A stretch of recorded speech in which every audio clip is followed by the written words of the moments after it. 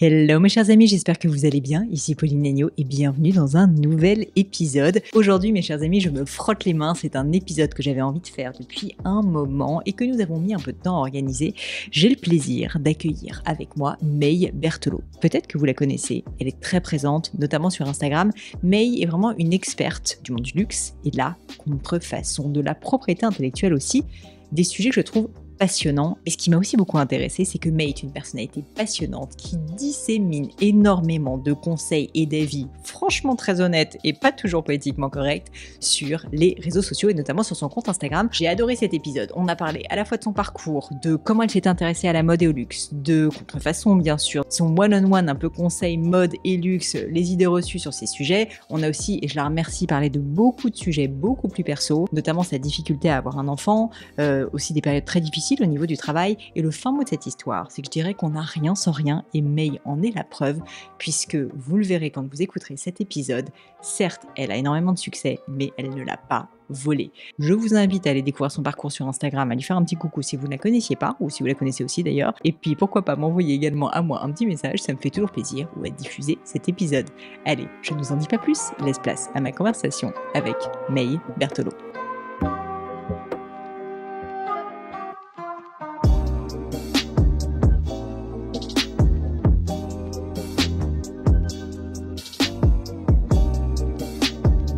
Je hais l'administratif. Oui, moi aussi. Et comme moi, à peu près tous les entrepreneurs que j'ai pu croiser dans ma vie d'ailleurs.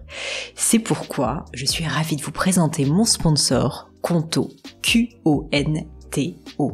Avec Conto, fini les formalités à rallonge, vous lancez votre société, il s'occupe des formalités. Statut, publication de l'annonce légale, création de votre micro-entreprise ou SAS, tout ce qu'on déteste. En 2 temps, 3 mouvements, c'est fait. Et vous, pendant ce temps, vous pouvez vous concentrer sur ce qui compte vraiment.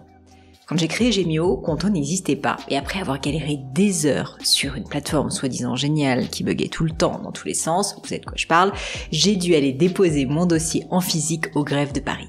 Quelle perte de temps! Chers amis, ne faites pas comme moi à l'époque et profitez de leur offre tout spécialement pensée pour les entrepreneurs ou indépendants.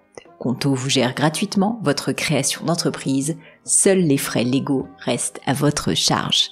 Une fois votre entreprise créée, vous avez également 3 mois de compte pro offerts avec le code Pauline 2025. Salut May. Salut Pauline. Ravie de t'avoir avec moi. Alors j'ai malheureusement beaucoup trop de questions pour toi parce que tu vois j'ai 3-4 pages devant moi. Donc je ne sais pas comment on va faire mais je me frotte un peu les mains. J'ai plein de choses que je vais aborder avec toi. Et si ça te va, je voulais commencer par un sujet que j'ai peu abordé sur le podcast mais que je trouve très intéressant. Je suis aussi passionnée de mode, de luxe. Et donc je voulais faire un peu le 101 de May Berthelot sur le monde du luxe et de la mode et avoir quelques avis francs sur le sujet, si ça te va. C'est parti. Allez, c'est parti. Déjà, la première question, c'est pour toi, c'est quoi les idées reçues les plus fausses, les plus absurdes que tu entends en général autour de toi, soit sur le monde de la mode, soit sur le monde du luxe? Est-ce qu'il y a des choses qui te viennent à l'esprit? Que le luxe, c'est toujours élégant. Ah ouais, pas mal. Ouais, souvent très élégant, ce qui n'est absolument pas le cas, hein, ça ne veut absolument rien dire. Et puis que, de toute façon, la notion d'élégance, pour moi, elle est très subjective. Je le disais souvent dans mes chroniques, on est toujours le plouk d'un autre, hein, quoi qu'il arrive. Voilà. Après, il y a tout le côté, le luxe, c'est être très riche aussi. Ce qui aujourd'hui n'est plus forcément le cas dans la mesure où on a plein d'alternatives, comme la seconde main. Voilà, ça fait déjà 2 bonnes petites... Je pense que je vais garder cette phrase, on est toujours le plouc d'un autre, parce qu'elle est très vraie. Et on a quand même tendance, par snobisme, à l'oublier. Ouais. Ou pareil, on est toujours aussi le moche ou la moche d'un autre. C'est vrai. Voilà. Merci de nous le rappeler. C'est important, je pense. À l'inverse, il y a des choses donc, que les gens ne comprennent pas forcément, où il y a des abus, on va dire, de pensée sur le monde du luxe. Mais je voulais savoir ce que toi, May, tu trouves le plus intéressant dans ce monde. Qu'est-ce qui fait que finalement tu t'es autant passionnée pour ce secteur, quoi? Alors moi, j'adore l'artisanat. J'aime les belles choses, j'aime le beau. Et pour moi, en tout cas, subjectivement, ça fait partie de ce que je trouve beau. Et j'aime les belles choses. Je les aime d'abord pour moi je les aime parce que souvent, je me rappelle, c'était une collègue très proche qui me disait, toi, t'es une collectionneuse. T'aimes avoir plein de trucs et qui servent pas à grand chose, mais t'aimes les regarder, t'aimes les avoir près de toi. Et c'est vrai. Et je pense que là où c'est un petit peu complexe sur le luxe aujourd'hui, c'est que, et c'est les réseaux sociaux aussi qui ont fait ça, c'est que tu as une concentration en fait sur le feed quand tu vas sur Instagram de personnes qui ne seraient jamais ensemble au même moment dans la vie. Et ça a créé, je pense, cette impression que le luxe, tout le monde en a. Ce qui est complètement faux. Et du coup, je reçois quand même des messages souvent assez absurdes de personnes qui me disent « Oh non, mais ça va, le Céline de Triomphe à 3 000 €, tout le monde l'a. » Mais enfin, non, personne... Enfin, pas du tout le monde qui a un sac à 3 000 €. Et je pense qu'aujourd'hui, il y a des notions voilà, comme ça. Le luxe est assez faussé dans ce qu'on enfin, dans l'image de... Il n'y a plus vraiment d'exclusivité, tout le monde en a, c'est forcément quelque chose... Enfin, quelque chose... Voilà, c'est aussi comment dire, un signe extérieur de richesse, obligatoirement... voilà, c'est un petit peu l'image que j'en ai. Et pour la mode, je dirais que la mode, c'est hyper large. C'est soit la mode... la mode, notre mode, la manière dont nous on l'interprète, la mode des Fashion Week, voilà, c'est hyper large. On pourra parler des Fashion Week quand tu me demandais des choses un peu décevantes. Ouais, et bah alors, tu me fais une belle transition parce que je voulais te demander, je vais quand même te demander ta définition du luxe à un moment parce que je trouve ça hyper intéressant. Ouais. Mais avant ça, parce que tu m'as fait une belle perche, qu'est-ce qui t'irrite ou que tu trouves absurde? J'ai un peu envie d'avoir aussi ton coup de gueule à toi, tu vois, de personnes ultra légitimes dans ce secteur et qui connaît aussi un peu les dessous, quoi. Alors, ultra légitime, je ne sais pas. Mais alors, j'ai testé un petit peu d'entrer dans ce monde de la Fashion Week, entre guillemets. Donc, j'ai fait 2 saisons et c'est pas mon truc. Et donc, 2 saisons, c'est-à-dire que concrètement, tu es allée à des Fashion Week, voilà. Voir ce qui s'y passait, etc. Je suis allée à des défilés, des présentations, des cocktails, etc. Et j'ai découvert un monde fascinant, mais pas dans le bon sens du terme, en tout cas pour moi. Et finalement, toutes les caricatures que Loïc Prigent s'est fait, mais c'est très vrai. Et je me retrouvais, alors parce que comme je bosse à temps plein, donc je posais, tu vois, je pouvais poser ma matinée, donc et après l'après-midi enchaîner sur des grosses tircos, etc. Mais me retrouver le matin et être en fait à des shows où vraiment je suis avec des personnes qui ont enfin en plus je connais personne, donc il y a des gros moments de solitude. Oui, t'arrives, t'es seule. C'est horrible, vraiment. Ouais. T'as des moments de solitude et puis tous les gens se regardent pas très bien en plus. Quand tu fais pas partie de ce monde-là, ils sont tous déjà copains, donc c'est un peu difficile de s'intégrer. Et t'as l'impression que tout le monde travaille chez Médecins Sans Frontières, quoi. C'est incroyable, c'est fou. Allez, tu te dis mais c'est dingue. Et même dans mon métier habituellement, ça nous arrive aussi de dire en fait on sauve pas des vies. Donc on se détend tout de suite. Et là c'est vraiment à l'extrême parce que pour moi la mode, le luxe, etc. C'est de la création, c'est de l'art. Il n'y a rien qui presse, au contraire. Et puis finalement, cette Fashion Week, c'est un truc où tout le monde est pressé, tout le monde est... je suis débordée, je dois courir entre les shows, ça va, ton vol à New York. J'entends vraiment des trucs voilà, comme ça. Donc ouais, j'étais un peu Mais trop rigolo parce que franchement, tu vois, j'aurais jamais imaginé que tu te sentirais pas à l'aise dans ce genre de milieu parce que justement, quand on te suit, on a l'impression quand même que tu es hyper familière, si tu veux, avec ces marques, donc que tu les connais bien, que tu connais du monde sur place. Et donc, je trouve ça assez rafraîchissant que tu me dises que non, en fait, même toi, quand tu débarques, t'es un peu en mode, mais WTF.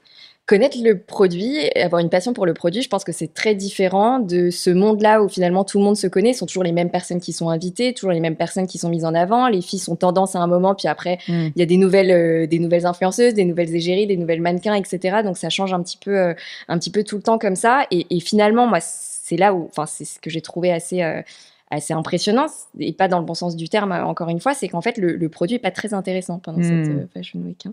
Le produit, la création, etc. Oui, c'est presque plus le show autour. Et puis, même les gens font partie du show, en réalité. C'est ça. Et en fait, j'ai vu, moi, beaucoup de gens en front row, sur leur portable, avec des lunettes de soleil, comme ça.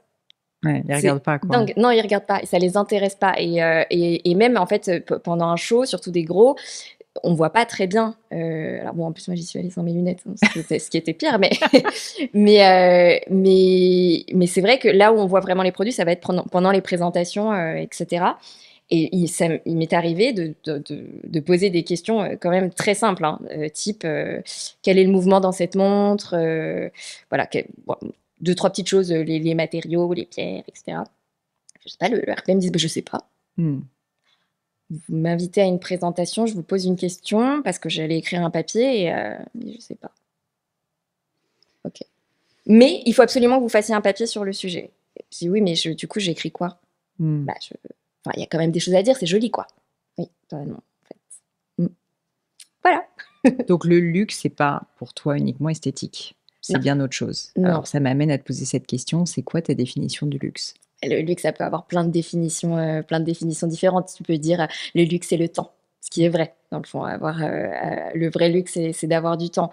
Mais le luxe, comme le luxe, celui que je présente et que je mets en avant sur mon compte, c'est principalement des belles pièces que tu peux transmettre, qui sont des pièces originales entre guillemets, mais qui sont des belles choses. Voilà. Est-ce que tu auras un conseil pour des personnes qui nous écoutent, qui sont peut-être passionnées ou qui s'intéressent à ce secteur parce qu'ils aiment le beau, mais en fait, ils viennent pas de ce milieu, ils y connaissent rien et du coup, ils se disent, je te dis ça parce que j'ai quelques personnes qui me suivent et pourtant, moi, je suis pas du tout aussi informée que toi sur ces sujets, même si Via Genio, quand même, au niveau matériaux, joaillerie, je m'y connais quand même assez bien, mais qui me posent des questions. Et donc, je serais curieuse de savoir comment toi, tu aiguillerais quelqu'un qui cherche à aiguiser son regard, à, tu vois, s'informer, notamment sur la partie plus fabrication, matériaux, pas uniquement fashion, parce que ça, bon, ça se trouve facilement. Bon, déjà, suivre mon compte. Mais ouais, sur non, mais je suis Instagram. d'accord. Je trouve que tu fais partie, enfin honnêtement, des personnes qui parlent pas uniquement de l'aspect esthétique, mais de l'aspect plus fabrication, matériaux. Bon, et puis aussi, ce qui est très intéressant, réparation, parce qu'il y a un truc rarissime. Et je donne un avis assez honnête, hein, Ouais. quand même et je suis pas trop aimée justement pour ça, un parfum. Mais, Ah ouais. Ouais, mais après c'est mon choix aussi, hein, donc. Répète-moi ta question, pardon. Non, la question, c'est des personnes qui veulent se former justement à avoir une meilleure connaissance ou, tu vois, à ne pas se faire avoir. Enfin, ouais. Alors, je pense qu'il y a beaucoup de livres, beaucoup de livres. Alors, attention aux livres qui sont très beaux d'extérieur, ils sont pas forcément très très intéressants à l'intérieur, et parfois si. Donc bon, voilà. Mais il faut quand même bien regarder. Il y a beaucoup on va dire, d'ouvrages moins célèbres. Il faut un petit peu chercher, se balader dans les rayons de la Fnac ou sur Internet pour trouver des choses. Et puis après, simplement, en fait, je pense alors sur Internet, le problème c'est qu'il y a à boire et à manger, hein, donc c'est un peu la problématique, notamment sur plus la partie lutte anti-contrefaçon, mais on y viendra plus tard. Donc je dirais beaucoup de recherches, ne pas hésiter à aller se balader aussi dans les magasins, se renseigner, regarder les produits, et puis finalement toutes les petites lignes en fait qu'on lit pas sur les fiches produits des articles, il y a beaucoup de choses, beaucoup d'infos et beaucoup de choses déjà à savoir, et après sur la maison en général, ce qu'elle communique, etc. Voilà. Ok, ouais, donc tu vas direct à la source. Ouais. Intéressant. J'avais une dernière question sur le sujet, un peu le one-on-one, le monde du luxe et de la mode selon mes. C'était, je voulais te parler de ton style et de ton image. Et en gros, te demander déjà si c'est important pour toi. Et à quel point c'est quelque chose que tu as envie de contrôler, ou en fait, finalement, parfois, tu en as marre et tu as juste envie de pas te prendre la tête et de te saper comme tu veux et tout. Parce que dès qu'on baigne un peu dans ce milieu, et surtout quand on est passionné par ça, ce qui est ton cas, bah en fait, je trouve qu'on a un peu cette relation d'amour-haine avec le style, la mode, et puis sa propre image, quoi. Ouais, moi, je suis pas une modeuse du tout. Pour la simple et bonne... Et pourtant, j'adore en suivre. J'adore suivre des influenceuses qui font des looks incroyables en janvier. Elles ont les jambes nues avec des kitten heels, c'est un petit, tu vois, un mini short, etc. Je trouve ça dingue. J'adore les regarder, j'adore enregistrer leurs photos. Mais je m'adresse peut-être pas forcément aux mêmes personnes. Et moi, je m'adresse à des filles enfin, des filles ou des femmes ou des hommes, hein, mais qui ont une vie un peu similaire à la mienne, c'est-à-dire que le matin, ils vont au travail. Et donc, ça, c'est très beau quand on a un agenda libre et qu'on peut sortir à 14h, faire 3 photos en bas de chez soi et qu'on peut remonter ensuite se changer. C'est pas tout à fait vrai dans la vraie vie. Voilà. Donc, j'ai pas forcément un style. Je dirais que je suis pas très, très, très à la mode, hein, pour être sincère. J'ai un style assez classique, intemporel, entre guillemets, qui me convient bien. Et voilà. Et ça suffit. Ouais. Et qui correspond aussi à mes valeurs, hein, tu sais, de pièces que je veux garder relativement transmission, longtemps. etc. Voilà. Donc, qui est pas facile d'ailleurs à équilibrer avec le fait de faire de l'influence, hein. Ah ouais. Bah, c'est normal parce que tu travailles aussi avec des marques hein, de mode, etc. Donc forcément, c'est pas simple. T'as sous-entendu là que le fait de mêler vie professionnelle, toutes tes autres activités, tes passions, etc., enfin aussi ce que tu essaies d'expliquer à chaque fois sur les réseaux, etc., c'est quelque chose qui prend du temps et qui fait que la vie n'est pas simple à gérer, avec en plus les problématiques d'image, etc. Et c'est vrai que je serais contente d'en parler parce que je pense que tu peux parfois donner l'image pour les personnes qui te suivent d'être quelqu'un qui est un peu type Wonder Woman, à toujours tout réussir, etc. Et je pense que tu réussis beaucoup de choses, mais j'ai l'impression qu'en fait, c'est pas toujours le cas, ou en tout cas que tu te donnes quand même sacrément les moyens de tes ambitions et que parfois, du coup, comme nous tous, t'en chies pour arriver là où tu veux aller. Ouais. Est-ce que tu aurais des anecdotes des anecdotes ou des moments de vie plutôt à me partager, un peu de la vraie vie si tu veux, où en fait, tu as vécu des moments professionnellement pas faciles? Il y en a eu beaucoup. Il y en a eu beaucoup. Il y a eu le tout premier, il remonte à très très longtemps. Moi, j'ai commencé au sein d'une start-up qui s'appelait Vite Dressing à l'époque et très rapidement, en fait, je suis devenue responsable juridique. Tu avais fait des études de droit, Ouais, n'est-ce j'avais pas? fait des études de droit. C'est ça, je me suis spécialisée en droit du commerce électronique et propriété Oui, c'est intellectuelle. ça, Et propriété intellectuelle. c'est ça. Et donc, j'ai rapidement, je crois que c'était au bout de 2 ans. Et c'était génial parce qu'en fait, dans les startups, justement, tu peux évoluer vite, etc. Et j'ai été harcelée. En fait, j'ai eu un harcèlement horizontal à cette époque. Donc, c'est-à-dire par d'autres personnes qui étaient soit au même niveau que moi, soit en dessous, et qui ont fait à l'époque passer la rumeur que je couchais avec le président de Vite Dressing. Et c'était comme ça que j'avais eu ma promotion. Et Sympa. ouais, et ça a été dur parce qu'à cette époque-là, j'avais 23 ans. Tu savais qui étaient les personnes qui Ouais, faisaient ouais, ça? bien sûr, Donc en bien sûr, plus, bien ouais. sûr. Et le problème, c'est qu'en fait, si tu veux, je passais dans les couloirs, elle me traitait de connasse, ouais, Ah c'était oui, hyper dur. verbalement, quoi. Ouais, Enfin, c'était. verbalement, etc. Et en fait, elle ne laissait pas de traces écrites. Elles n'ont pas laissé de traces écrites. Et donc alors, je suis pas grande, hein, je suis pas grande, mais je suis descendue à 35 kilos hein, parce que j'en étais malade. En fait, c'est très compliqué hein, d'aller au boulot au quotidien, de commencer sur un gros poste et puis de se faire insulter toute la journée. C'est très, très complexe. Et jusqu'au jour où il y a une stagiaire donc elles ont fait le même micmac. Elle est arrivée, oui, tu sais, elle couche avec machin, etc. Et c'est comme ça qu'elle en est. Tu sais que c'est quelqu'un, il faut vraiment lui mettre des bâtons dans les roues, etc. Il faut que tu nous rejoignes pour bien la harceler correctement. Nous, tu sais, on l'insulte quand elle passe, etc. Et, Ça me paraît ubuesque. Enfin, je suis. ouais, c'est assez dingue. Et bah, cette fille, elle a fait un mail. Elle a fait un mail au président de la boîte. Et à Parce que l'époque, personne les avait dénoncés avant. non. Et elle a fait un mail en disant en date du tatata, j'étais dans cette pièce et donc on m'a dit que May avait des relations sexuelles avec vous et que c'est comme ça qu'elle avait eu sa promotion. C'est dément, quoi. Ouais, c'est Et dingue. elles se sont fait virer.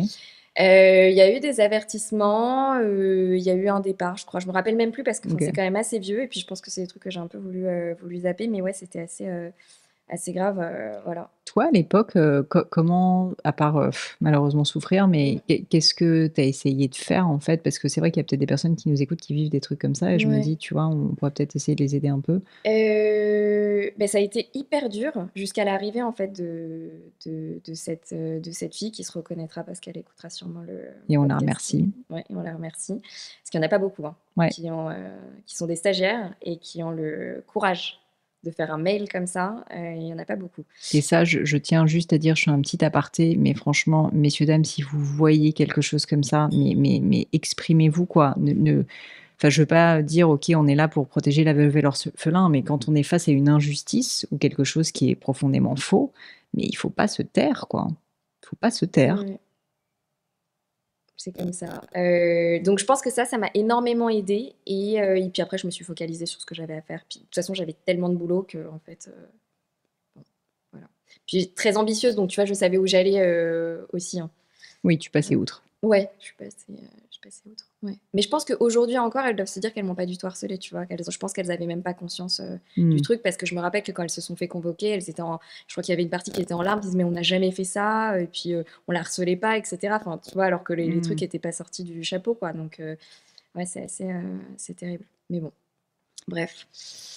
Je fais un changement de sujet sans Ouais. aucune transition. Je voulais revenir à ton enfance, Ouais. que je ne connais pas du tout. Et Oui. si tu acceptes d'en parler, je trouve ça toujours très intéressant parce que ça permet de comprendre aussi beaucoup de choses, évidemment, sur les personnes que j'interviewe. Et c'est un peu le but de ce podcast.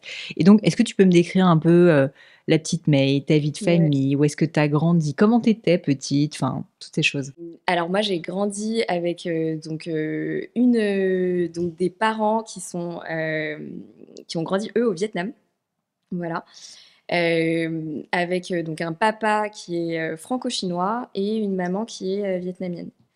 Et donc mes parents, ils sont arrivés en France tous les deux pour faire leurs études. Donc mon père en école de commerce à Rouen et ma mère partait à la fac aussi en Normandie. Et en fait, ils pensaient retourner au Vietnam à la fin de leurs études, mais le pays est tombé en 74 et ouais, c'est ça. Et donc en fait, eux, ils avaient déjà enfin, des maisons en France, etc. Donc finalement, ils sont jamais rentrés. Voilà. Et donc là où c'est un peu spécial, c'est que donc non seulement il y a eu un gros choc de culture, mais en plus mes parents m'ont eu à 40 ans. Et pour l'époque, c'est très vieux. Enfin, moi, par exemple, j'ai pas su l'âge de ma mère avant d'avoir 8 ou 9 ans. Et parce qu'elle osait pas me le dire, parce qu'elle avait tellement honte et qu'à l'époque, en plus, avoir eu un enfant à 40 ans, si tu veux, ou 39, quelque chose comme ça, les médecins lui disaient que c'était mal, tu vois, que c'était beaucoup trop tard, voilà. Donc, ma mère, elle me disait qu'elle avait 8 ans. Et donc, quand on me demandait, je disais que ma mère, elle avait 8 ans. Tu vois, je savais pas quel âge elle avait. Mais il y a eu ce choc, en fait, ce choc-là. Et donc, j'ai un grand frère qui s'appelle Édouard, photographe, vidéaste, voilà, de Fashion Week, et qui a 7 ans de plus que moi, et qui est vraiment mon jumeau, voilà, qui a été incroyable. Et mes parents ont divorcé quand j'avais 12 ans. Ça a été un divorce extrêmement compliqué, extrêmement violent, etc. Et donc, c'est Édouard, en fait, qui j'ai toujours été très proche et qui m'a vraiment élevée, en fait. Voilà. Et c'est d'ailleurs lui qui m'a accompagnée à l'hôtel pour mon mariage en 2022. Et je pose toujours une question à mes invités, c'est quelles sont les valeurs les plus importantes que tes parents t'aient transmises? Alors, ça peut être tes parents, mais ça peut être aussi Édouard, du coup, Ouais. puisqu'il a presque joué un rôle enfin, dans ton éducation, finalement. Oui, oui, oui, oui. Alors, ça va être maman Ok. uniquement. Et c'est peut-être à l'extrême. Pour ma mère, c'est vraiment la. Alors, on n'avait pas le droit d'être jaloux. Jamais. On n'a L'un de jamais l'autre. eu le droit d'être jaloux l'un envers l'autre ou jaloux d'autres personnes. Hmm.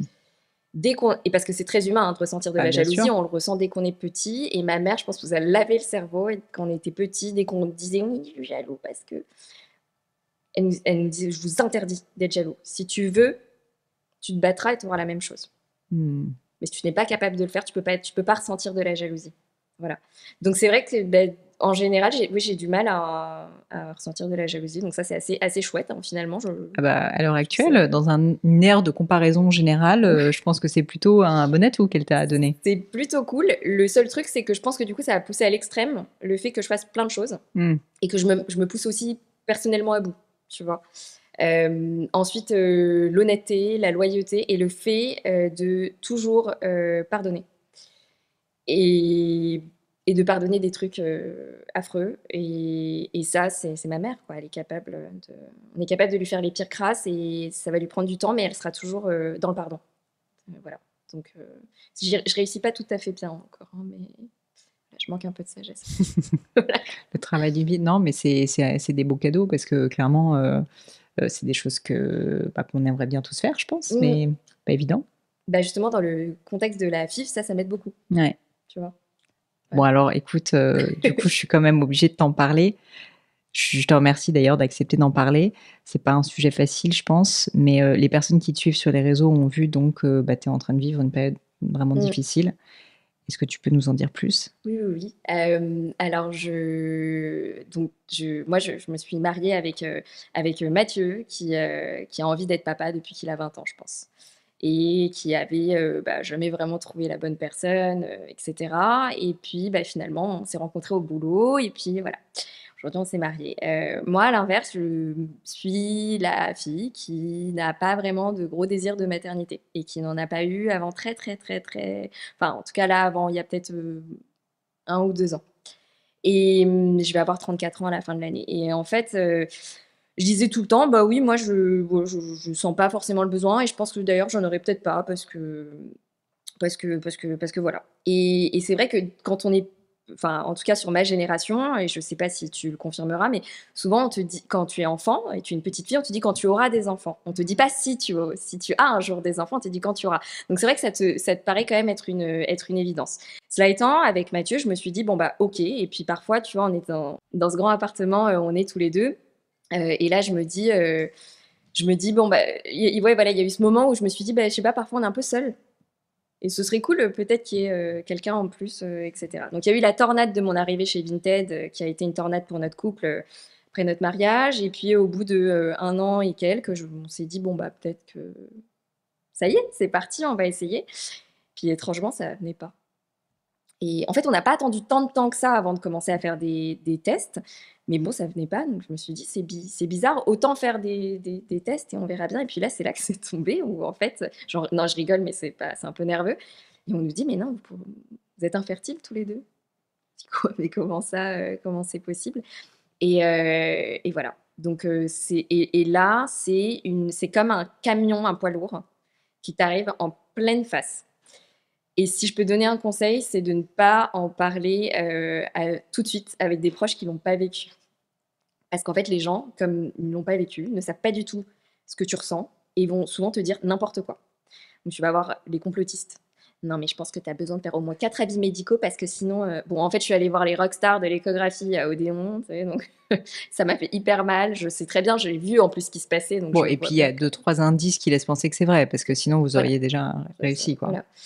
Non, mais tu sais, avec tout ce que vous avez vécu pendant la dernière année, franchement, c'est que du mental, hein. Bah non, c'est pas que du mental. Donc voilà. Et donc, non, on va pas réessayer de faire l'amour, la jambe à l'endroit à l'envers, la tête vers le quart de lune de ma chambre en grignotant du foin, tu vois, c'est pas forcément bon. Voilà.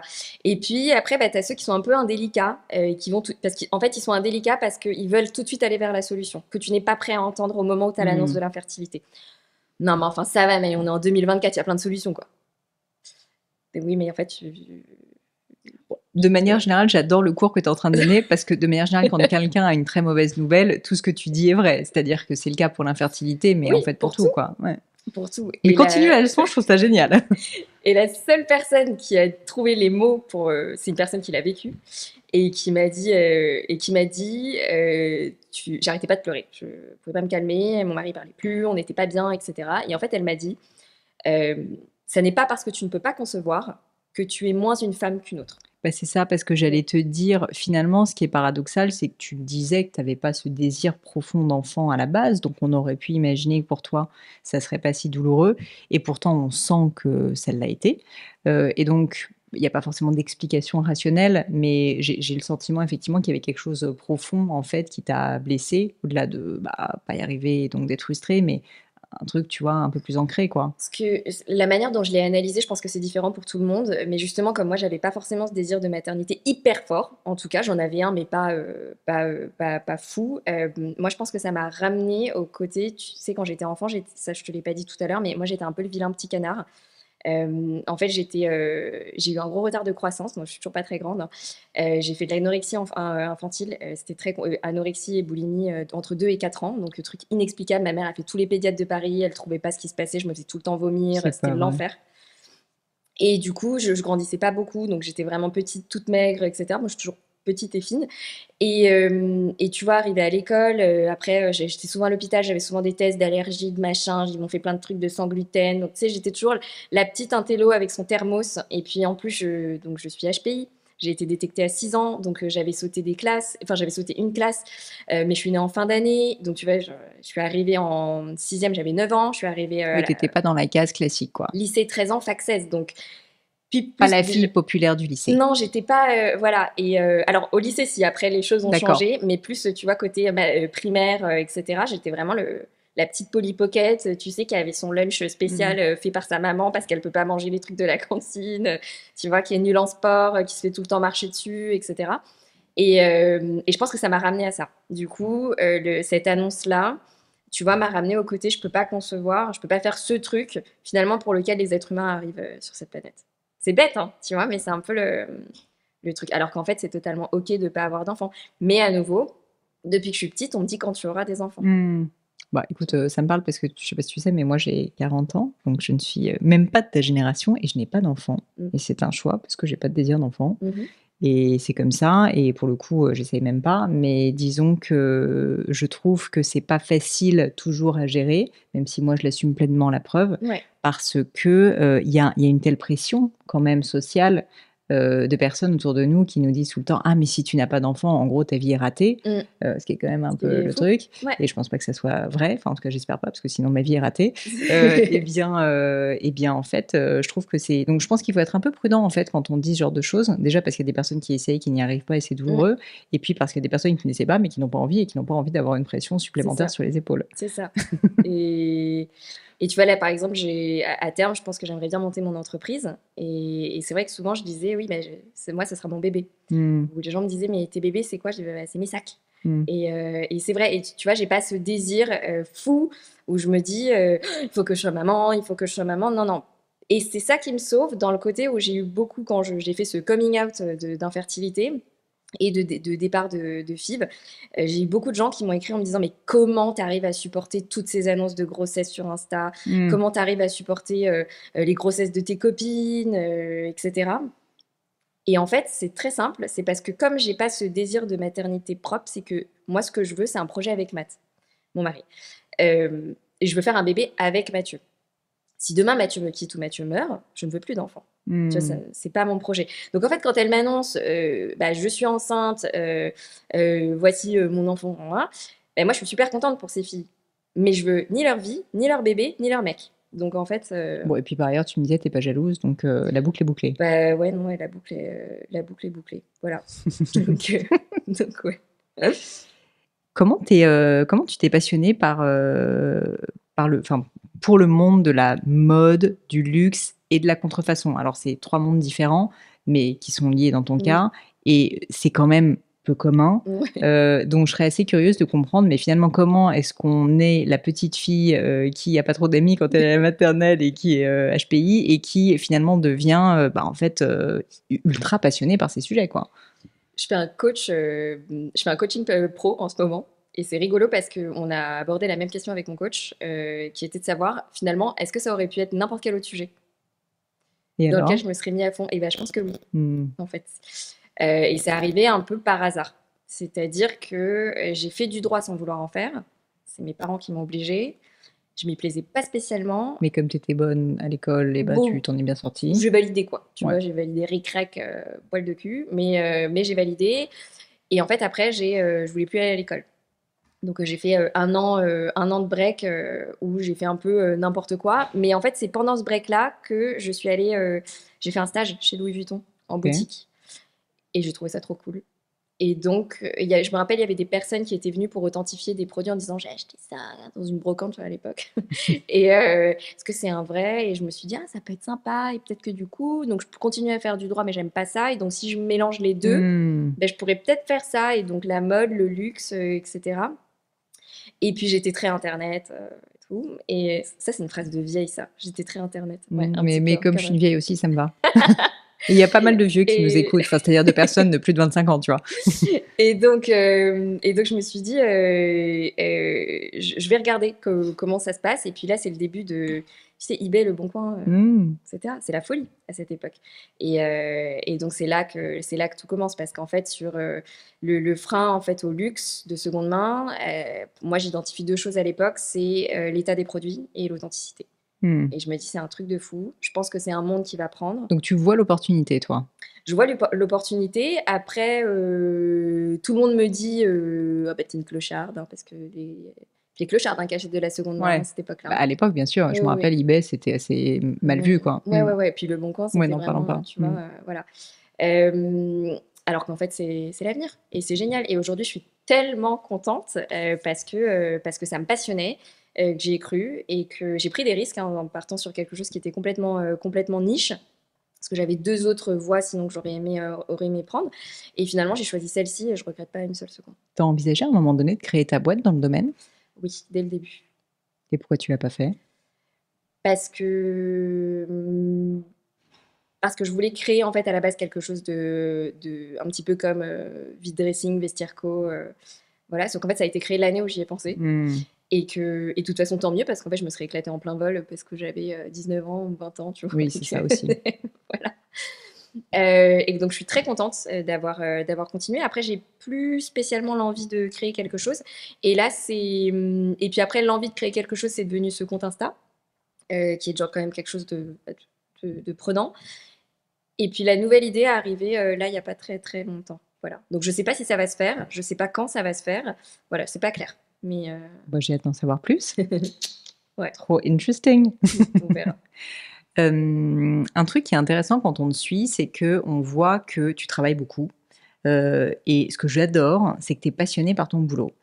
Et à la fois, j'adore parce que du coup, ça montre l'ambition, mais positive, tu vois, de se dire j'ai des rêves, j'ai envie de les accomplir. Et d'ailleurs, tu vois, on voit que tu as de nouveaux rêves qui sont en train d'arriver, donc c'est formidable, j'adore. Mais en même temps, je pense que ça n'arrive pas par hasard et que tu travailles beaucoup, mais que c'est du coup pas tous les jours facile. Et ça, j'aimerais bien en parler, notamment parler donc d'organisation de vie, de rythme de travail, si ça te va, parce que je pense qu'il y a beaucoup de personnes qui nous écoutent qui se disent, notamment quand ils voient des personnes sur les réseaux sociaux, oh bon, bah au final, ça va, elle se prend 3 fois en photo sur Instagram, ça va, ça tombe à la fin du mois, etc. Alors qu'en fait, bon, c'est pas pour dire pour la énième fois que les Instagrammeuses en fait travaillent beaucoup, mais disons qu'en fait, toi, t'es pas vraiment Instagrammeuse, en fait, t'as un boulot et il se trouve que tu fais du Instagram en plus et d'autres choses d'ailleurs. Donc, j'aimerais bien en parler et comprendre, en gros, c'est quoi un peu une journée de mail ou une semaine, enfin, tu vois, que tu me décrives un petit peu concrètement un rythme que tu as. Donc, actuellement, tu es chez Vinted, mais bon, je pense que c'était pareil à l'époque où tu étais chez Heavy Dressing. Enfin, je veux dire, de manière générale, j'ai l'impression que tu as toujours eu un rythme assez soutenu. Ouais, toujours assez soutenu. Alors moi, je me réveille pas forcément très tôt le matin, mais en fait, je suis tout le temps en train de bosser. Soit de mon portable, soit de mon ordi.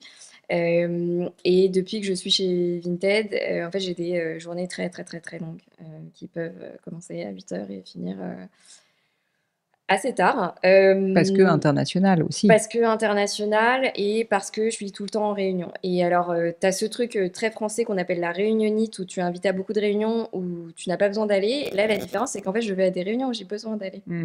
C'est bien ça le problème. Donc les journées peuvent être hyper longues. Et en fait, après mes pauses, souvent, bah, je vais répondre aux messages de mes abonnés, etc. Et puis avoir 2, 3 échanges avec mon agent, du coup, qui, elle, en fait, travaille la journée pour que moi, je puisse travailler.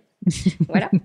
Et après, le soir, je vais souvent faire un peu de contenu. Puis après, bah, je dîne, je regarde des trucs avec mon mec et puis je me couche. Hein, donc c'est un peu comme ça. Et en général, le week-end, j'ai à peu près une demi-journée pour moi. Et le reste du temps, bah, c'est de la création de contenu, Ah etc. ouais, Donc à ça, ce point-là. j'arrête pas. Donc tu dirais qu'en réalité, par semaine, tu as une demi-journée vraiment de temps break off. Ouais. Mais en fait, c'est impossible sinon. Enfin, ça, je pense que vraiment, les gens ont du mal à du mal à se rendre compte. Mais alors déjà, moi, je fais pas du contenu où je prends juste une photo d'un café le matin et je dis bonjour. Hein. C'est que en fait, moi, des contenus, par exemple, quand je fais des stories explicatives, etc., et que je vais pondre 4, 5 écrans un dimanche matin, il faut savoir que ça m'a pris 3 heures.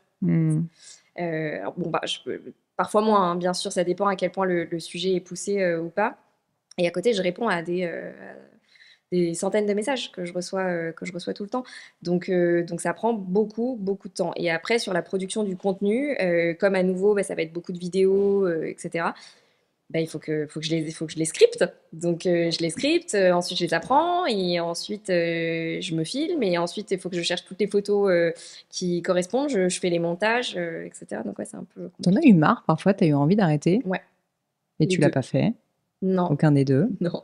Ça a été quoi le moment où t'étais le plus proche de le faire? J'hésite si c'est ce Noël ou le Noël d'avant. Ah oui, donc récent en plus. Ouais. Où là, j'ai. Parce que trop de charges. Ouais, parce que trop c'était de trop. boulot, quoi. Je pense que c'est le Noël 2022. On venait de se marier, on s'est marié en juillet 2022. 3 mois après, notre couple a failli s'exploser en plein vol parce que j'étais censée partir une semaine par mois. Je me retrouve à vivre en fait une semaine par mois avec mon mari entre 4 pays différents. Et j'ai à côté, moi ça pète avec mon agent parce qu'en fait j'arrive plus à gérer les contenus, les machins. Le week-end, je rentre en France, je suis explosée, je vis dans mes valises, les vêtements sales et tout, c'est l'horreur. Et en fait, il faut savoir que dans l'influence, une grosse partie de notre chiffre d'affaires, nous, elle se fait entre septembre et décembre. Donc la rentrée de mode, etc., jusqu'à Noël, en gros. Enfin, en tout cas, c'est comme ça pour moi, mais je sais qu'il y a beaucoup de filles aussi que c'est le cas. Et ce qui tombe bien, c'est qu'en plus, j'ai choisi de bosser dans le e-commerce, entre guillemets. Et donc, c'est aussi la même saisonnalité. Donc, c'est parfait. Donc, comme ça, c'est bien. Tout le monde est en pic en même temps. donc là, ouais, je pense que j'ai pété un câble. Et vraiment, je pense que ça a été le coup de dîner à 23h et avoir 0 pause pendant, je sais pas, 2-3 semaines. C'est chaud. Ça, c'est vraiment chaud. Et t'as envie de tout péter. Et qu'est-ce que t'as fait? Bah, j'ai pleuré, je pense, déjà.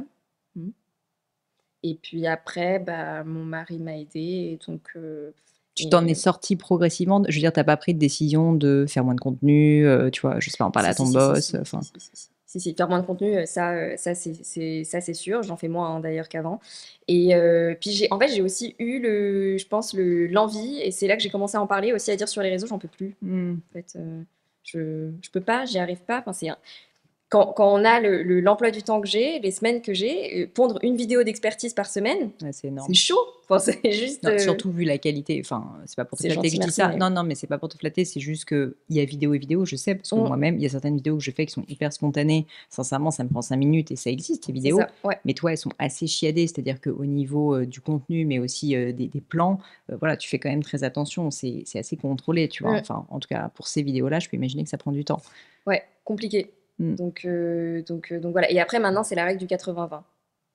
C'est-à-dire en fait, par exemple, ça va te prendre... tu as besoin de 3 heures pour atteindre les 80%. Et en fait, pour les 20% qui restent, tu as besoin de 7 heures. Et ça, c'est alors un insight, je suis désolée, je ne veux pas paraître donneuse de leçons, mais c'est tellement important de le noter.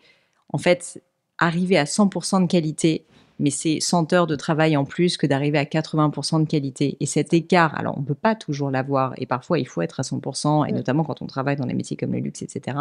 Mais enlever ces 20% de qualité, en termes de productivité et de juste... de vie, de bonheur, de tout, c'est génial. Quand même assez important. C'est génial. Ouais. On est d'accord. Tu vois, là, j'ai été arrêtée 10 jours pendant le parcours. J'ai préparé une vidéo pendant le week-end et je l'ai postée. Et puis, en fait, je me suis plantée au moment du chargement. Bon, déjà, elle n'était pas hyper léchée comme d'habitude, un petit peu moins léchée, on va dire. Et puis, surtout, je me suis plantée. En fait, je ne l'ai pas postée en post, ce qui fait qu'elle a été coupée. Il manquait les 30 secondes à la fin. Je l'ai vu en plus. Bon, bah, c'est pas grave en fait. J'ai épinglé le truc, j'ai dit bah désolé les gars, en fait ça faisait longtemps que j'avais pas posté, j'ai oublié. Voilà. Et alors tu vois, c'est intéressant. Est-ce que t'es du style un peu perfectionniste à du coup avoir mal et du coup t'assumes pas? Là tu l'as fait quand même. Ouais. Et donc, mais est-ce que c'est pour toi une douleur et t'es obligé de te forcer à le faire parce que tu sais que t'as pas le temps et qu'en tout cas c'est comme ça, c'est la vie, on fail tous des trucs? Ou est-ce qu'en fait non, tu t'en fous et c'est hyper naturel? Et bah avant, j'étais plus. Tu veux dire tout quoi? D'être perfectionniste, est-ce que c'est naturel? Oui, enfin, est-ce que tu vois assumer que en gros, bah, ça va pas fonctionner parfaitement, mais tu le fais quand même et que c'est pas parfait? Est-ce que c'est un truc naturel pour toi? Ouais. Plus maintenant, je pense. Bah, ça aussi, les réseaux sociaux aident, hein, parce que naturellement. Oui, maintenant je m'en fous un peu. Tu vois, c'est pas grave. De toute façon, tout le monde a le droit à l'erreur. On n'est jamais, personne n'est parfait. Et puis en fait, je vais pas. Je vais pas supprimer la vidéo, la reposter pour qu'elle soit parfaite. De toute façon, on s'en fout. Donc, j'ai posté le reste, ce qui manquait en story. J'ai dit, bon, bah voilà, si ça a été question, vous m'écrivez. Donc, c'est déjà du contenu gratuit. C'est du contenu que j'adore faire, hein, bien sûr, mais c'est du contenu gratuit, du contenu sympa. T'aimes pas. Bon, voilà, ça arrive à tout le monde de faire des bourdes et puis c'est comme ça. Et puis, de toute façon, on a tous fait même des erreurs sur les réseaux. J'ai fait plein de bêtises, je pense, tu vois. Des trucs... Je voulais revenir quand même à ce driver, tu vois, de pourquoi est-ce que tu t'étais intéressée au monde de la contrefaçon, la propriété intellectuelle, parce que je trouve ça intéressant que tu dises que c'est par hasard. Je suis pas persuadée que c'est 100% par hasard dans le sens où si tu as une appétence, et ça semble être le cas, tu vois, pour la transmission, le beau, enfin, il y a quand même des valeurs, j'ai l'impression, qui sont pas toujours présentes hein, d'ailleurs dans le monde du luxe et de la mode, mais qui sont importantes pour toi. Et je te dis ça parce que ça me rattache aussi un peu à mon histoire où moi aussi, un peu par hasard, je me suis tombée dans la joaillerie alors que je n'y connaissais rien. Mais au final, avec le recul, j'ai réalisé qu'en fait, ma maman, elle est passionnée d'art, de culture. Si tu veux, j'ai toujours aimé le beau. Les couleurs, c'est un truc qui a toujours été hyper fort pour moi. Enfin, et donc toi, je suis sûre qu'il y a des sous-jacents comme ça. Alors, la contrefaçon, je pense qu'il y a un truc un peu particulier parce que pour moi, c'est la détection de contrefaçon. Donc déjà, tu vois, tu as le côté jeu de piste un peu. Ouais, jeu de piste, contrôle, enquête. Ça m'excite beaucoup. Et je me suis toujours dit, par Inspecteur exemple... ouais. Gadget May, quoi. Non, mais alors, blague à part, je pense que si j'avais pas fait ce métier, en tout cas, bon, tu déjà, aurais je voulais été commissaire de police, en fait. Déjà, je voulais entrer dans l'armée. Ça, Non. c'était un... Si. Tu m'as jamais... mais tu vois, je t'ai pas posé la question, qu'est-ce que tu voulais faire quand t'étais petite? Moi, je voulais être pilote de chasse, moi. Ah, mais c'est incroyable. Ouais, pilote de chasse. Donc ça, c'était vraiment mon truc. Qu'est-ce qui te faisait rêver avec le pilote de chasse? Bah, la liberté. Pilote de chasse et du... Tu vois, comme dans Pearl Harbor, quoi, le film à l'époque. Pas mal. Donc voilà. Mais alors, après, quand j'ai fait du droit, mon père m'avait quand même emmené, tu vois... dans les bâtiments de recrutement de l'armée, etc., parce que je m'y intéressais quand même beaucoup. Donc, on s'était dit qu'après mon bac plus 5, hypothétiquement, je passerais peut-être les concours de l'école militaire de Saint-Cyr, tu vois, un truc incroyable. Comme ça. Ouais. Donc, c'est un peu là-dedans. Et puis après, j'ai eu aussi une forte appétence pour tout ce qui était institutions européennes, droit de l'UE, etc. Donc, je pense que j'aurais pu avoir une voie là-dedans, mais si ça n'était pas arrivé, il est fort probable que je pense que j'aurais rejoint un organisme de contrôle. Donc, la répression des fraudes, donc DGCCRF ou la CNIL. Tout ce qui est contrôle, check, enquête, etc., c'est un peu mon truc. Okay. Même. Donc voilà, je pense que pour ça, c'est lié. Et pour la contrefaçon, il y a un côté vraiment où j'aime pas qu'on veuille le travail des autres. Tu vois, comme je pense que j'ai cette valeur hyper forte du travail et du respect du travail. Du coup, la contrefaçon, c'est quand même pomper ou parasitisme ou concurrence déloyale, hein, c'est quand même pomper le travail de quelqu'un d'autre et en profiter. Ça me rend dingue. Tu vois, donc je pense que ça aussi, c'est lié parce que j'aime le beau, parce que j'aime le travail artisanal et que j'ai envie qu'on respecte ces choses-là. Je pense que c'est un peu lié. Merci pour ta réponse. Je suis très contente de te l'avoir posée. Et ben, on va terminer par mon crible, qui sont mes quelques questions que je pose à chaque fin d'interview. Allez, c'est parti. Tu vas voir, c'est un peu de la philo de comptoir, mais moi, ça me plaît.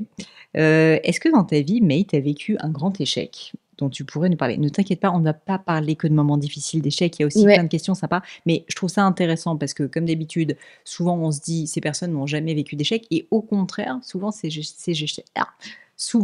échecs s'avèrent être des cadeaux cachés qui font mal, qu'on aurait aimé éviter à voir, mais qui finissent par être utiles. Alors, j'irai pas jusqu'à dire échec, mais vraiment, mon arrivée chez Vinted, je pense que ça a été la plus grosse claque. Parce que tu t'y attendais pas à ce que ça soit aussi dur. Ouais, je m'attendais pas à un truc comme ça. Et je m'attendais pas surtout à ce que ma vie s'effondre sur tous les piliers. C'est-à-dire que, en fait, faut imaginer qu'à ce moment-là, je sors d'un mariage sur lequel j'ai vécu 3 jours avec tous les gens qu'on aime et on espère qu'ils nous aiment. Et puis après, j'ai rien fait pendant 1 mois et demi. Et puis là, je déboule, je commence un nouveau job. Et en fait, tous mes piliers s'écroulent. Donc, niveau job, c'est sincèrement pas exactement ce qu'on m'avait vendu. Je sais pas comment je vais m'en sortir. Je vois la charge de travail. Je me dis, mais c'est pas possible. En fait, il faut que je travaille du lundi au dimanche tout le temps parce que sinon, je vais jamais... Enfin, voilà. Mon couple part en vrille. Mes amitiés partent en vrille. Et du coup, mes relations même familiales, donc avec ma maman et mon frère, partent en vrille. À ce moment-là, je parle plus à mon père. Donc, je me sens hyper seule. Et là, c'est la grosse claque. Et tu me demandais qu'est-ce que j'en avais tiré. Que mon mari et ma famille et mes amis très proches sont les choses les plus importantes, en fait. T'as appris à reprioriser, en fait. J'ai repriorisé. Et tu as eu besoin, tu penses, finalement, de ce moment un peu de coup dans le dos, quoi, pour te dire, non, mais en fait, faut pas que je perde ça de vue, c'est ça, en fait, la priorité pour moi. Ouais, c'est ça. Et puis c'est hyper dur, mais il faut que tu t'en sortes et tu fais ce que tu peux, en fait. C'est là aussi que le 80-20 est venu, tu sais, c'est un peu la même période. Et ensuite, la deuxième étape dans tout ça, c'est que, tu vois, tu parles de priorisation. Et quand je te parle de priorisation à cette époque, je parle jamais de moi. Parce que moi, je ne suis pas une priorité dans mes priorités. C'est ça qui est assez étrange. Et en fait, c'est l'infertilité et le départ de la FIV où je suis devenue ma priorité number one. Et en fait, je pense que n'importe qui, dans la manière dont on vit, il faut qu'on soit notre propre priorité. Parce que sinon, on s'oublie. Et moi, je me suis complètement zappée. Voilà. Donc là, c'est assez nouveau de vivre avec moi-même. C'est marrant.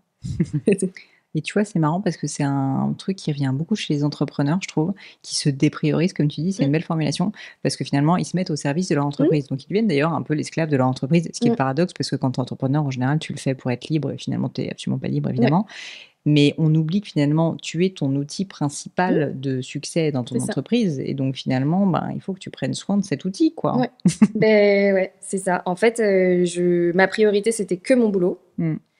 Et puis, je suis devenue donc l'esclave de mon boulot, l'esclave de mes followers. Ouais, ça aussi. Et puis, en fait, faire de l'influence, c'est aussi passer son temps à scénariser sa vie. Hein. C'est fou, quand même. Et puis, je me suis dit, en fait, non, c'est pas du tout. En fait, non, stop. Et donc, c'est là aussi que j'ai réappris à couper complètement mon téléphone et à passer des moments de qualité avec les gens que j'aime. Voilà. S'il y avait quelque chose à refaire, qu'est-ce que tu referais différemment? Ça peut être pro, perso, comme tu veux. Je refais pas. Je refais pas et je regrette pas. Donc, j'essaye toujours d'évaluer au maximum en amont les conséquences de ce que je vais faire. Le truc le plus important pour moi, c'est essayer de ne blesser personne. Si je le fais et si je l'ai fait, j'en suis profondément désolée et j'essaye après de réparer les choses, bien sûr. Mais je regrette pas. Je pense qu'on apprend toujours. C'est hyper bateau, mais c'est vrai. Et je veux pas. Non, mais tout le monde n'est pas comme ça. Tu sais, il y a des personnes qui ont envie de refaire plein de choses. Je pose cette question à chaque fois. Il y a des gens qui disent mais j'aurais fait tout. Ouais, non, je refais pas, j'assume. Je peux avoir honte même pendant un certain temps, mais c'est pas grave. C'est quoi le meilleur conseil qu'on t'ait donné? Le meilleur conseil qu'on m'ait donné, je pense que c'est la règle du 80-20. C'est un des derniers. C'est mon frère. Ah, ouais, c'est mon frère qui m'a sorti ça. Et il m'a dit, il m'avait sorti un autre truc. Oui, alors c'était quelque chose un petit peu comme de toute façon, t'es qu'un numéro et tu es remplaçable au boulot. Donc en fait, arrête de devenir dingue. Arrête de te rendre complètement malade parce que c'est toi qui passes un week-end de merde. Et parce que Edouard a fait ce jump, c'est-à-dire que, pardon, je raconte sa vie, hein, mais il était directeur financier adjoint d'une boîte cotée en bourse. Je ne savais pas du tout. Si. Et avant, il était auditeur financier dans un des Big Four. Donc, donc c'est assez difficile à croire quand tu le vois maintenant courir partout autour de la Fashion Week. Quoi. Tu comprends pas.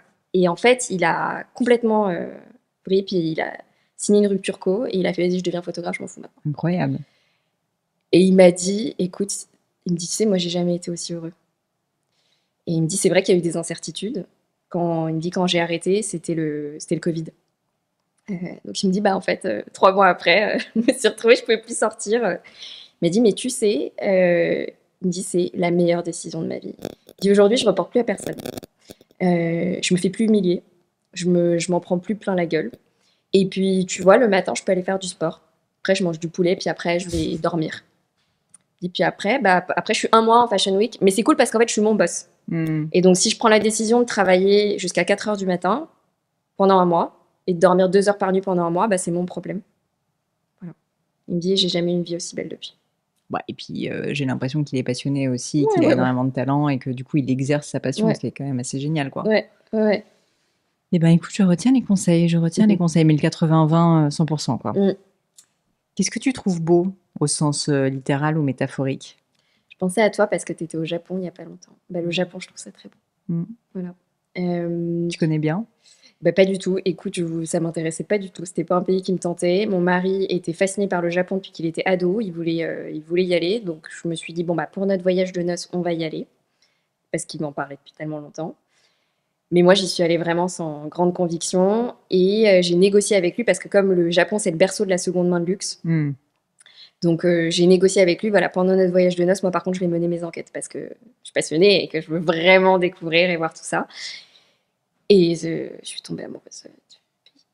Si un jour, on a eu tous les deux une opportunité professionnelle pour partir vivre au Japon, je pense que je prends mes valises et je me barre direct. Mais tu sais que moi, c'est aussi un rêve avec mon mari. Et je pense que là, comme on est en train d'ouvrir une boutique Gemio au Japon, on ne va pas y vivre longtemps, mais je pense qu'on va y vivre quelques mois, tu vois. Et c'est tellement dépaysant comme culture, c'est tellement différent. C'est assez fascinant, franchement, comme pays. C'est dingue. Après, je pense qu'en 15 jours, évidemment, tu ne te rends pas forcément compte. Oui, il y a des problèmes aussi. Oui, il y a plein de problèmes aussi. Hein, tu vois, le statut de la femme, etc. Voilà, je vais te dire, mais bon. Voilà, Ouais. chaque pays ça plaît. À l'inverse, qu'est-ce qui t'irrite? Qu'est-ce que t'aimes pas voir? Qu'est-ce qui Mmh. t'enrage? Il y a des comportements, enfin Alors, en bon HPI, je supporte pas l'injustice et les humiliations publiques. Ça me rend dingue. Ça me rend dingue. Et je pense que je peux me mettre vraiment dans des colères noires. Tu vois, ça arrive souvent, tu sais, dans le milieu professionnel notamment, tu vas avoir des profils qui sont à la base assez timides, assez rangés, et qui, pour progresser et pour recevoir des promotions, en fait, vont commencer à attaquer plus faible qu'eux mmh. et à les humilier en réu, etc. Et ça me rend assez folle. Ouais. Bah, de manière générale, un truc que j'ai remarqué, c'est les personnes qui malheureusement souffrent de confiance en elles Ouais. peuvent se tourner vers l'agressivité Ouais. pour compenser parce Mmh. qu'elles n'arrivent pas bien à doser C'est ça. et donc c'est souvent qu'elles sont en souffrance, Mmh. mais c'est vrai qu'il faut C'est ça. apprendre à gérer, quoi. Ouais. Avec un côté hyper passif-agressif, Mmh. ce qui est extrêmement désagréable. Et comme moi à l'inverse, je vais plutôt être dans le côté trop franche.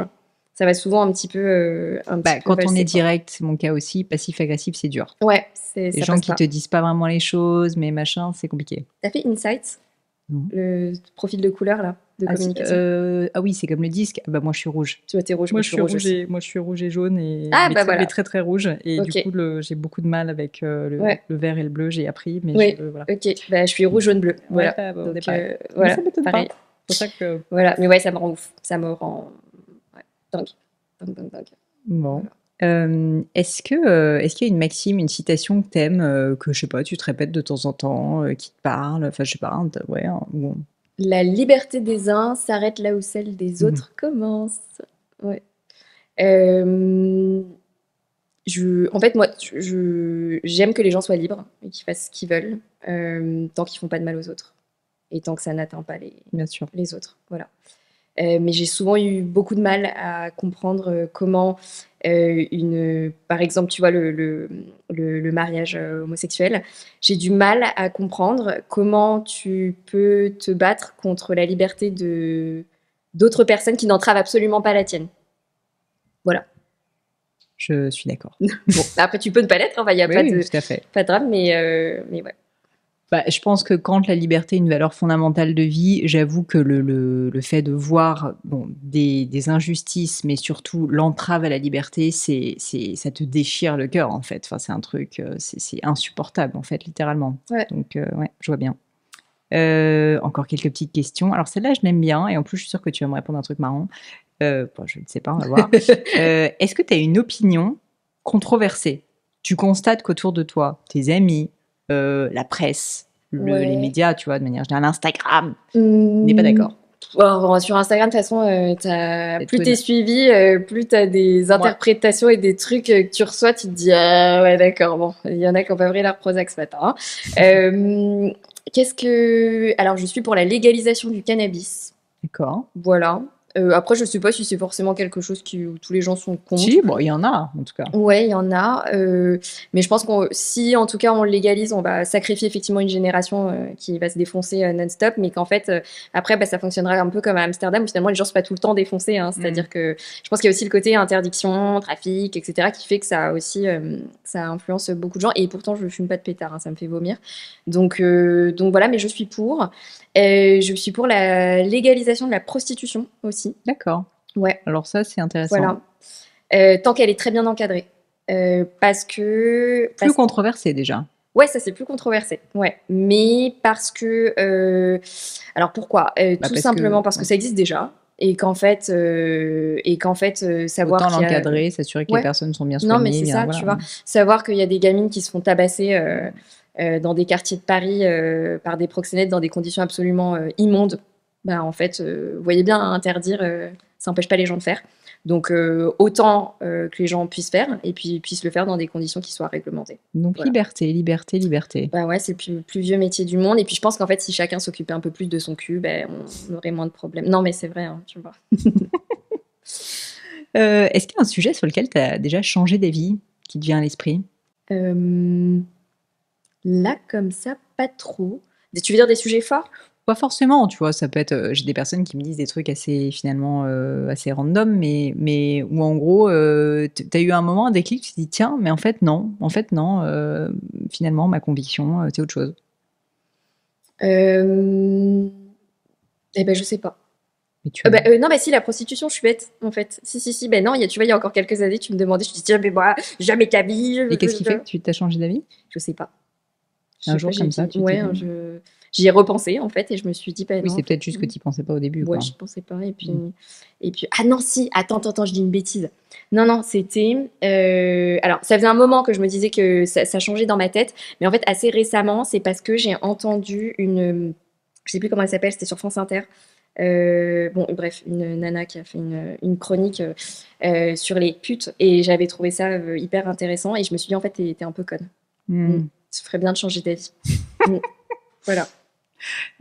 Écoute, dernière question pour toi. Est-ce qu'il y a un livre qui t'a particulièrement marqué, que tu pourrais partager avec moi? Bon, moi je suis une grande littéraire, mais c'est pas du tout forcément des bouquins, si tu veux, de littérature. Ça peut être une BD, franchement, j'ai déjà eu, enfin tout, c'est même juste un objet culturel. Mais ce qui compte pour moi, c'est plus qu'il ait eu un impact profond sur, tu vois, ta philosophie de vie. Alors profond, je sais pas, mais il m'a fait du bien. C'est Lettre à ma fille de Maya Angelou, qui m'a fait beaucoup de bien parce que je l'ai lu dans un moment de colère extrême. Et en fait, j'ai adoré son récit qui était... En fait, tous ces moments de vie qui étaient pleins d'honnêteté, pleins de... Ouais, c'est ça. En fait, elle était hyper honnête dans ses erreurs, comme dans toutes les choses qu'elle avait pu réussir. Et j'ai trouvé ça hyper inspirant. Et en fait, elle m'a apaisée, même dans des trucs qu'elle racontait qui étaient affreux. Et ça m'a énormément apaisée, ça m'a fait du bien. C'est quand même une personnalité... je veux dire, tellement forte, quoi, qui dit en plus les choses avec à la fois une droiture, une honnêteté totale et presque cruelle, mais en même temps un choix des mots qui fait que c'est toujours beau. Et ça, j'adore, tu vois, ce truc-là. Je trouve ça génial. Bah écoute, merci. Tu sais, je ne l'ai pas lu en plus, donc ça me donne très envie. J'en ai lu d'autres de Maya Angelou. Prochain item sur ma liste. Voilà. May, je te remercie 1000 fois. Avant de nous quitter, est-ce qu'il y a quelque chose, un dernier message, une dernière petite chose que tu as envie de dire? Tu te sens pas du tout obligée, mais un dernier petit cadeau, un petit bonbon ou une réflexion tout simplement que tu as envie de partager avec l'audience du podcast avant de dire au revoir. Je le dis souvent en ce moment, priorisez-vous parce que personne ne le fera pour vous. Voilà, et ça, je pense que c'est hyper... Je suis un peu dans un tournant de vie, mais je pense que ça se sent. Hein. Ouais. Mais surtout les personnalités comme toi, je pense, enfin, on se connaît pas si bien que ça, mais assez avec de l'ambition, qui se donnent les moyens. Enfin, quand tu as beaucoup de volonté, c'est souvent un truc quand même qu'on met un peu de côté, hein, son bien-être. C'est ça. Donc ouais, priorisez-vous, profitez, le temps passe très vite. Donc oui, et puis je tenais moi à te remercier. Je suis très flattée, extrêmement flattée et honorée, hein, parce que je suis assez fan de ce que tu fais et je suis très contente de faire partie de ce podcast. Et ben voilà, tu fais partie maintenant de la communauté du podcast. Tout à fait. Merci May. Merci beaucoup Pauline.